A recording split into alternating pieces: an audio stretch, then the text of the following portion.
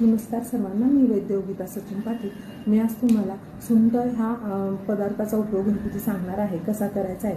ह्यासाठी पहिल्यांदा आपल्याला या सुंठ पावडरपासून एक पदार्थ तयार करायचा आहे, त्याला सुंठीचं चाटण असं म्हणतात। तर काय करायचं आहे, 1 चमचा सुंठ पावडरमध्ये 1 चमचा तूप घालायचा आहे आणि तुमच्या गरजेनुसार गूळ घालायचा आहे। गूळ शक्यतो जरा जास्त असावा, चाटण करायचं आहे चिकटपणा यासाठी। हे सर्व मिश्रण लोखंडाच्या तव्यावर किंवा आपल्या साध्या तव्यावर भाजायचं आहे।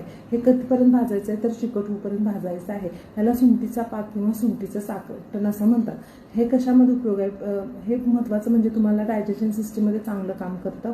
तुम्हाला वरचेवर ढेकर येणे, पोट गच्च राहणे किंवा आव पडणे ह्यामध्ये याचा सुंदर उपयोग होतो। तसेच जुनाट जो खोकला आहे किंवा दम्याच्या पेशंटला वारंवार सुंठीचं चाटण घेतल्यावर फरक पडतो।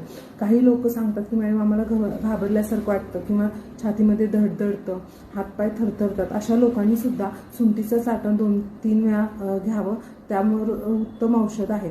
सुंठ प्रामुख्याने त्रिदोषात्मक असल्यामुळे वात, पित्त, कफ यामुळे होणाऱ्या सगळ्या व्याधींवरती छान काम करते।